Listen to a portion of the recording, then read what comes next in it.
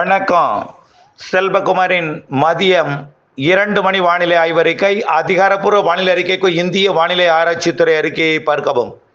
2025 March 29 சனிக்கிழமை மதிய வானிலை ஆய்வறிக்கை. உயரழுத்தத்தின் காரணமாக இரவிலே குறைந்தபட்ச வெப்பநிலை குறைந்தும் பகலிலே அதிகபட்ச வெப்பநிலை மிக உச்சத்தை இன்றைக்கு எட்டியிருக்கிறது. இன்னும் சற்று நேரத்தில் சென்னையில் மிக கடுமையான வெப்பத்தையும் அதற்கும் கூடுதலான வெப்பத்தை வேலூர், மேலும் திருப்பத்தூர், ராணிப்பேட்டை மற்றும் திருத்தணி உள்ளிட்ட பகுதிகள், அதேபோல் திருச்சி, மதுரை, பாளையங்கோட்டை, சேலம், ஈரோடு, கரூர் போன்ற பகுதிகள் பெரம்பலூர்லாம். நாளை இது அப்படியே படிப்படியாக குறை தொடங்கும். நாளை முதல் இன்று ஒரு நாள் சமாளித்து விட்டால் போதும். நாளையிலிருந்து படிப்படியாக வெப்பம் குறைய தொடங்கும். நாளை தேதி 30. நாளையும் இருக்கும், இன்றைய காட்டிலும் கொஞ்சம் வெப்பம் குறைவு. 31ஆம் தேதி அதை விட குறைவு. 1ஆம் தேதி 100 டிகிரிக்கு கீழ் வந்துவிடும். 2ஆம் தேதி 100 டிகிரிக்கு கீழ் உறுதியாக வந்துவிடும். 2ஆம் தேதி கருமேகம் ஆங்காங்கே சூழ கிழக்கு காற்று வருகையின் காரணமாக தூறல் ஆங்காங்கே கொடுக்கும். 2ஆம் தேதி நள்ளிரவுக்கு பின் 3ஆம் தேதி அதிகாலை கடலோர மாவட்டங்களிலே மழை. சென்னை உட்பட சென்னை, திருவள்ளூர், செங்கல்பட்டு, விழுப்புரம், புதுச்சேரி, கடலூர், மயிலாடுதுறை, காரைக்கால், நாகப்பட்டினம், திருவாரூர், தஞ்சாவூர், புதுக்கோட்டை மற்றும் ராமநாதபுரம், தூத்துக்குடி, திருநெல்வேலி, கன்னியாகுமரி மாவட்டத்தில் 3ஆம் தேதி அதிகாலை தொடங்கும் மழை. 3ஆம் தேதி காலைக்குள் வடகடலோர மாவட்டங்களில் நல்ல மழையே பெய்ய வாய்ப்பு இருக்கிறது. மழைக்கு வாய்ப்பு கூடியிருக்கிறது. மழை வாய்ப்பு 2ஆம் தேதி என்று சொல்லிக்கொண்டே இருந்தோம். 2, 12, 22 என்ற நாளில் எந்தவித துளி மாற்றமும் இல்லாமல் 2ஆம் தேதி நள்ளிரவு தொடங்கும் மழை 3ஆம் தேதி தீவிரமடை இருக்கிறது. 3ஆம் தேதி சென்னை, திருவள்ளூர், செங்கல்பட்டு, அதாவது காலை நல்ல மழை பொழிய இருக்கிறது. சென்னை, திருவள்ளூர், செங்கல்பட்டு, விழுப்புரம், புதுச்சேரி, கடலூர், மயிலாடுதுறை, நாகப்பட்டினம், திருவாரூர், தஞ்சாவூர் மற்றும் அரியலூர், பெரம்பலூர் வரைக்கும் கூட தென் மாவட்டங்கள் ஒட்டுமொத்தமும் நல்ல மழைப்பொழிவு காலையே அதிகாலையே தொடங்கும். அதிகாலை தொடங்கும் மழை காலை படிப்படியாக உள் மாவட்டங்களுக்கும் முன்னேறி எல்லா மாவட்டங்களுக்குமே மாலைக்குள் 3ஆம் தேதியே மழைப்பொழிவு கிடைத்து விடுங்க. 3ஆம் தேதி நாம் என்ன சொல்லியிருந்தோம்? தூறல் தான் எதிர்பார்த்திருந்தோம். அப்படி அல்லாமல் தீவிரமடை இருக்கிறது. 3ஆம் தேதி நல்ல மழைப்பொழிவை கொடுக்க போகிறது.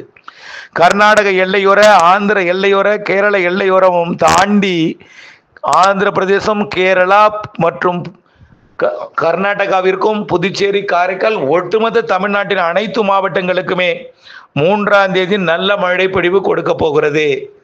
ஒதுக்கி கொடுத்தாலும் பொழியும் இடத்துல நல்ல ஒரு கனமழை பொழிவையும் கொடுக்க வாய்ப்பு இருக்கிறது. குறிப்பாக உள் மாவட்டங்களிலே ஈரோடு, கோயமுத்தூர், திருப்பூர் வடக்கு, கரூர் மற்றும் சேலம், நாமக்கல், இந்த தருமபுரி, இந்த மாவட்டங்கள்ல நல்ல மழை பொழிவு கொடுக்க போகிறது. எல்லா மாவட்டங்களுக்குமேங்க. கடலோரம் முதல் கேரள எல்லையோரம், வங்க கடலோரம் முதல் அரபிக் கடலோரம் வரை, குமரி முதல் அதாவது பார்த்தீங்கன்னா ஹைதராபாத்தையும் தாண்டி மத்திய பிரதேசம் வரைக்கும் கூட மழை பொழிவிற்கு சாதகம் இருக்கு.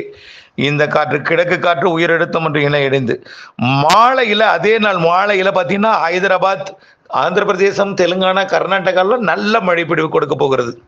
அன்றைக்கு 4ஆம் தேதி இன்னும் கொஞ்சம் கூடும். மதியம் வந்து விட்டால் மழை வந்துவிடும். வெப்பச்சலன இடிமழை பொழிவு போல 4ஆம் தேதியும் மழை பொழிவு உண்டு.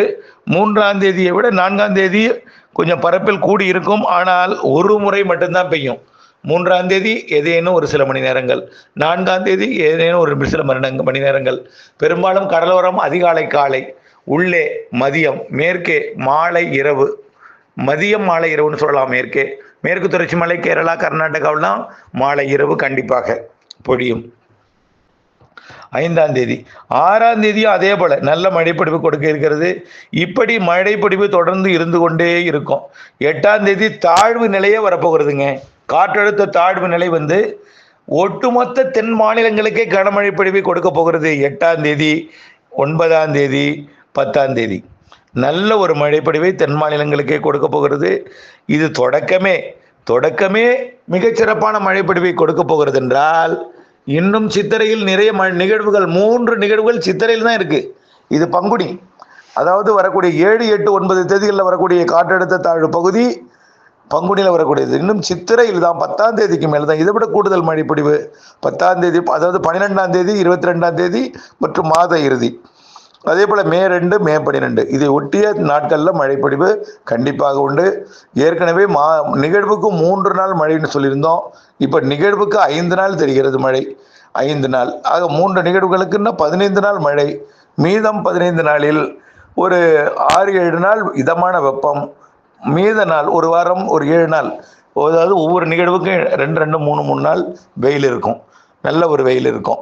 ஆகவே கோடை மழை ஏப்ரலில் நல்ல ஒரு மழைப்பொழிவை வெளுத்து வாங்க போகிறது. இடி மின்னலுடன் கூடிய மழைப்பொழிவாக கொடுக்க போகிறது.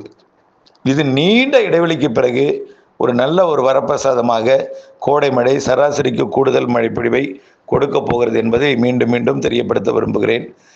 இப்போ ஏற்கனவே பார்த்தீங்கன்னா நம்ம 2ஆம் தேதிக்கு பிறகு 3, 4, 5 நனைக்கும் மழை தான் எதிர்பார்த்தோம். ஆனால் 4ஆம் தேதி மதியம், 3ஆம் தேதி எப்பொழுதுனாலும் நல்ல மழைப்பொழிவை கொடுக்கும். டெல்டாவிற்கு அதிகாலை, காலை, உள்ளே மதியம், மாலை, மேற்கே மதியம், மாலை, இரவு என்று எந்த நேரமும் மழைப்பொழிவை கொடுக்கலாம் இந்த நாட்களில். இப்போ 4, 5 மழை இருக்கு. ஆனால் மாலை டெல்டாவில் இருக்காது. மாலை உள்ளே போயிடும். மேற்கு தொடர்ச்சி மலையில் மாலை இரவிலே இருக்கும். நாளொன்றுக்கு ஒரு சில மணி நேரம் நல்ல மழைப்பொழிவை கொடுத்து விலகும். இப்படி இருக்கையில் வரக்கூடிய ஏப்ரல் 10க்கு மேல், அதாவது 7, 8, 9 கன மிகன மழைப்பொழிவு தெரிகிறது. அடுத்தது ஏப்ரல் 10க்கு மேல் சித்திரையில், பங்குனி இறுதி நாட்கள் மற்றும் சித்திரையில் மேலும் வலுவான நிகழ்வுகள் இருக்கிறது. குறிப்பாக சித்திரை பிறந்த பிறகு அதாவது 22ஆம் தேதி வரக்கூடிய நிகழ்வும், அதே போல் மே மாதம் வரக்கூடிய 2ஆம் தேதி வரக்கூடிய நிகழ்வும் மிக வலுவாக இருக்கும் என்று எதிர்பார்க்கப்படுகிறது. நல்ல மழைப்பொழிவை தரும். ஆகவே எப்பொழுதுமே வானிலை ஆய்வர்களுடன் இணைந்திருங்கள். வானிலை மாறுதல் அறிந்து பணி செய்ய வேண்டும். ஏற்கனவே ஒரு மழைப்பொழிவு பொழிந்த பொழுது பலர் நஷ்டம் ஏற்படுத்தி கொண்டார்கள். அறுவடை செய்யவில்லை, வைக்கோலை சேமிக்கலை, வைக்கோல் கட்டெல்லாம் தண்ணீருக்குள்ள இருந்தது. இப்பொழுது கூட வானிலைக்கு பார்ப்பதில்லை.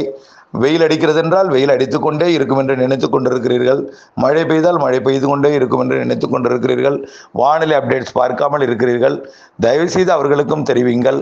வரக்கூடிய 2ஆம் தேதிக்கு மேல் மழை கனமழையும் இருக்கிறது என்பதை தெரியப்படுத்த விரும்பி, நீங்கள் திட்டமிட்ட வேளாண்மைக்கு வானிலை அப்டேட்ஸுடன் இணைந்திருக்க வேண்டும். அறியாதவர்களுக்கும் அறுவடை வைத்திருக்கிறவர்களுக்கும் முன்கூட்டியே வரக்கூடிய 2ஆம் தேதிக்கு பிறகு மழை இருக்கிறது என்பதை நினைவில் கொண்டு, கண்டிப்பாக 3ஆம் தேதி நல்ல மழைப்பொழிவு இருக்கிறது என்பதையும், அனைத்து நாட்களுக்கும் இருந்தாலும் 3ஆம் தேதி 4ஆம் தேதி கொஞ்சம் அதாவது 3ஆம் தேதி பெய்யும் மழையை விட 4, 5 சற்று தீவிரம் குறைந்திருப்பது போல் தெரிந்தாலும் நல்ல மழைப்பொழிவு 4லையும் இருக்கும், 5லையும் இருக்கும், 6லையும் இருக்கும். 7, 8, 9, 10 தீவிர நிகழ்வு, கனமழை நிகழ்வு. தொடர்ந்து அப்டேட்ஸுடன் இணைந்திருங்கள். திட்டமிட்ட பணி செய்து லாபம் அடைந்திடுங்கள். நன்றி.